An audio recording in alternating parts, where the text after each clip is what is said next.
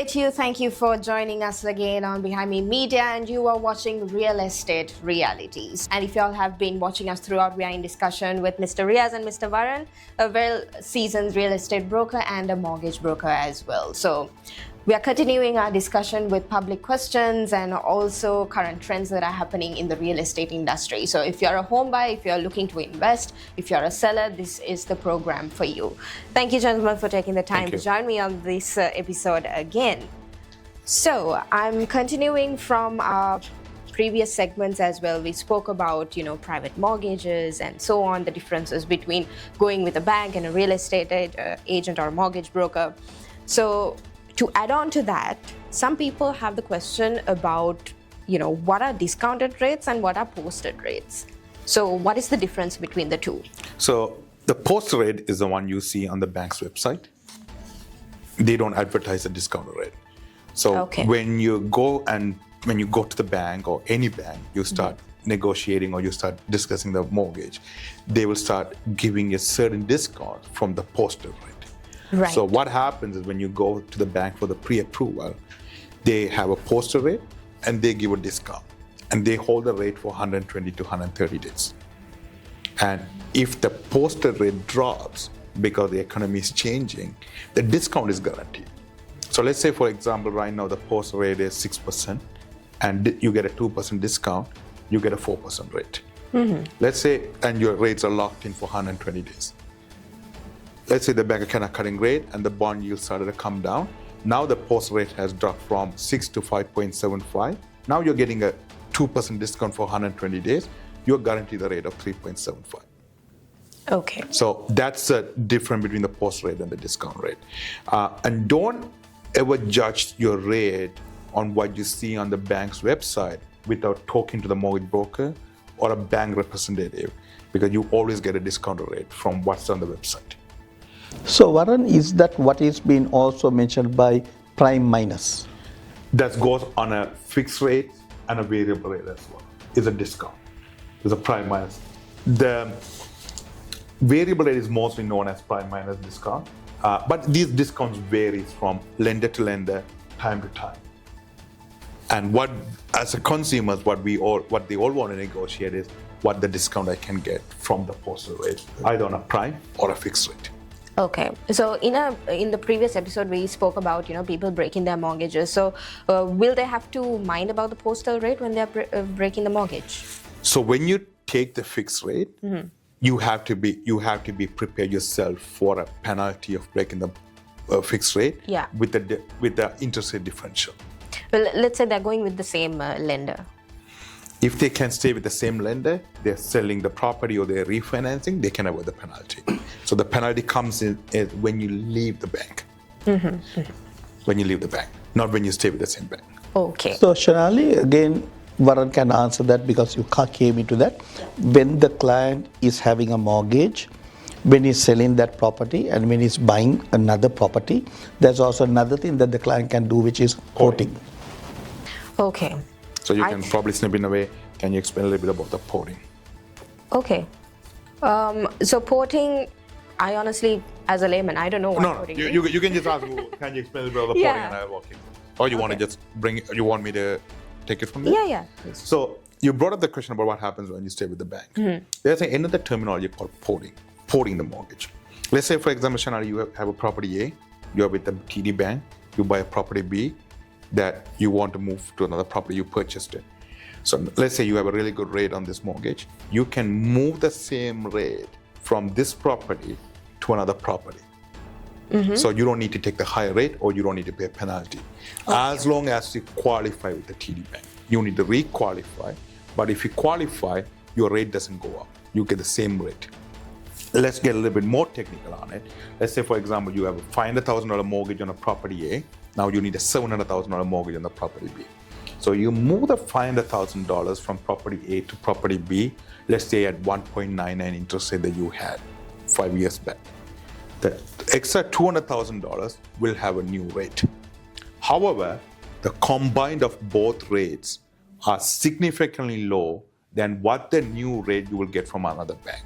So your monthly payments remains lower So you don't need to worry about much of a cash flow if you are trading from one property to another property. Did I miss anything on it? Absolutely.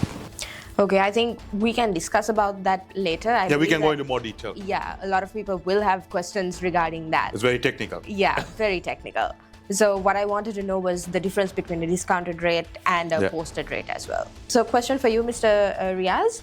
Now, if let's say what is that the properties are priced low and calling for offers or bids and selling for over the market price. What is that about?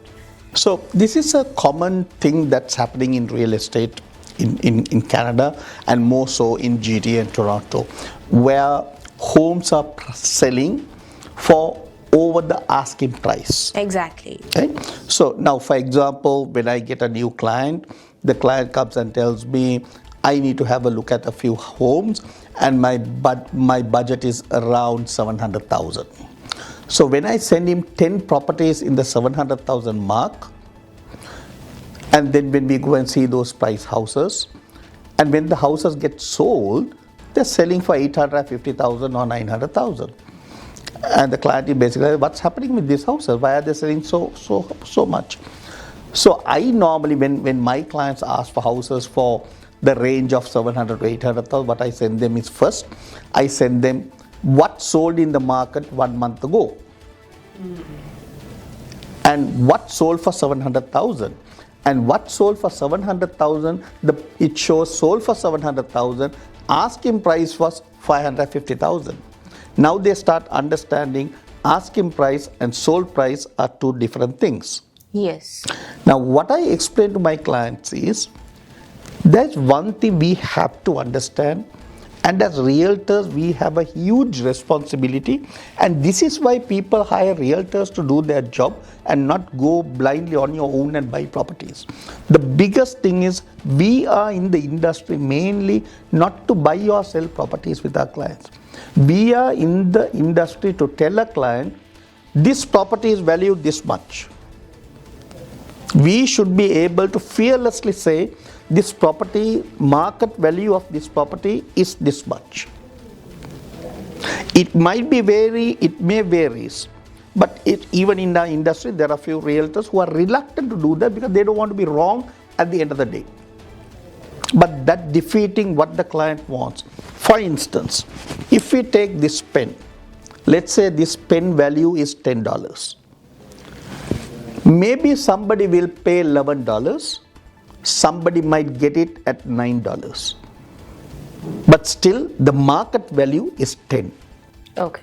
Now, the person who paid 11 has overpaid by 10%. Yes. Now, imagine if this is a house. We say this house is valued 700,000. They are calling for offers. You can't bid today. They're saying this house is, they're pricing it at 700,000, calling for offers to sell it at a higher price. So they say, in 2 weeks' time, we want you to give your bids. Bid how much you want to pay on this house. We'll sell it for you. Right? Now, as a realtor, I should be able to look at all the research data and say, although they have priced this house at 700,000, the market value is 750,000 for this house. Okay. So when we put our bid, we can put it at a lesser amount, but you are not going to pay more than 750,000. For many reasons. Number one, the home value is only that. Second, for the sake of buying it, if you buy that house, maybe the mortgage will not be approved. Remember some time ago I told you, a mortgage, when a mortgage broker says you are approved for 800,000, that is, you are approved for 800,000 on the house. So once you buy the house, you have to send it to the mortgage broker to get that mortgage for the house. That's why we have 3 days or 5 days finance condition. Right. So that's very important to understand what is the bidding process. Bidding, then the question, why are they doing it? Why are they doing it? As realtors, we like to have more people coming and seeing that house.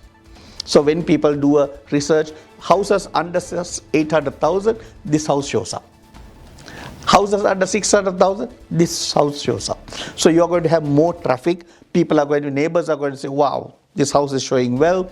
This realtor is good. Maybe if the house sells, we should hire the same realtor to sell this house. Okay. It's a marketing mainly done by the realtor for himself and with less value for a home seller, apart from people who are smart are going to send about 3, 5 or 20 offers, and they are not going, even those offers are not going to be different. One is going to be 100,000 more than the other because all those realtors have done their numbers. So they're going to send. So the key thing is your realtor should be able to tell ahead of time, this is the market value of this house. I think you were being really honest on that, and thank you for being honest. So you're telling me people needs to be aware not only about the asking price, but it's the realtor's job to tell them about the market price as well. Absolutely. Okay. So whatever the rate they see on the advertisements or anything, that's not the exact price. That is not the exact price, because sometimes if that is the exact price, the house is valued 20,000 less than that. It could be even less than that. So the realtor should be able to tell the market value of this house is that. But what I mean by market value is, for anybody to buy this house on this street, in this position, in this condition, the value is this much. Somebody else might go and pay 50,000 more because that house is next to his mother's house. That's the emotional market price and not the market price. Yes. It is more dear to somebody else. But you buying that house doesn't give you extra advantage of 50,000. Understood. Okay, so I think we spoke about that, the asking price and the market price, and we spoke about the difference between discounted and posted price. Coming to public questions now. So again, as I said earlier, we'll be taking up a few public questions where you all have sent in to us through our comments and through messages. If you have more questions where you would like to get advice from a real estate agent or a mortgage broker, please do send in your questions and they will be happy to answer for you. And as mentioned on every episode, no private or personal information is going to be disclosed. It's going to be anonymous. So coming back to the question. Yes, Mr. Varan, I think this one is going to go for you. Okay. It's from a young family in Calgary. So we are a young family in Calgary with 2 kids and looking to upsize. Our current home has equity, but the rates are still high compared to 2021. Should we sell now and buy bigger or wait until rates drop more? That's a question for both of us. Yes, both of you. It's a very tricky question. What usually we see the correlation is when the rate comes down, the price goes up. I think this example we are trying to explain to you earlier, you can qualify for $1 million mortgage with a $200,000 income, but now the rates are higher. You may only qualify for $800,000 mortgage. But the property values also has come down as well. So it comes down to, are you able to manage the higher payment? It's individually based. It's catered towards individual. And usually we see the correlation of, correct me if I'm wrong, when the rate comes down, the prices goes up as well, right? So also, Varun, more than the real estate side, I want you to take more on this, because the mortgage side, something very interesting came up, because I think this client should also watch our previous program where you spoke about the blended interest rate. Yeah. For example, if she has a mortgage at a very low rate taken a couple of years ago, and she wants to sell that property and move on to another bigger property, and she's going to get that mortgage, let's say for example, at a higher rate, right? Now I'm just, because Calgary homes are also not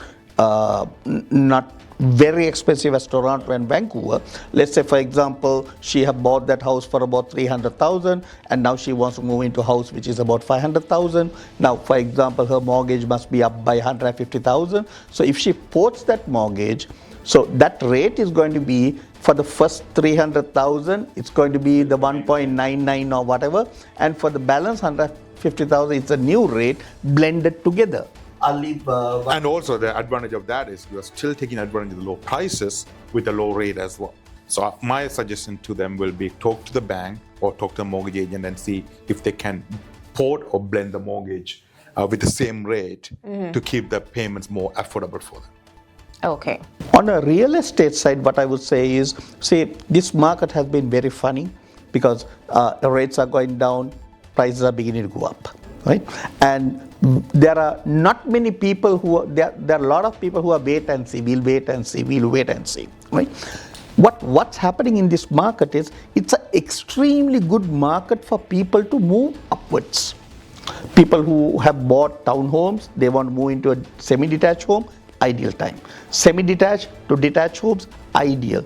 A detached home without a rentable basement, move into a rentable basement, it's ideal time. Because what's happening here is most of the lower price properties had been gaining prices or losing less value. Correct. And the houses that are bigger has dropped more in prices and hard to sell. So you are selling something that has appreciated more or lost little and moving on to something that has more value now because prices have dropped or come down or held more because higher the price, the difficult to sell. So ideal position to upgrade your lifestyle and the homes. Correct. Okay. So I believe they were able to answer your question. Unfortunately, this is all the time we have for this episode as well. But thank you so much for answering your question. And there are more people who have sent in questions, but definitely we'll be touching on all of these on the coming episodes as well. Thank you for your feedback and your questions as well. As I said, they will be happy to answer your questions. So stay tuned for more valuable information regarding the real estate industry. Have a great day. Thank you. Thank you.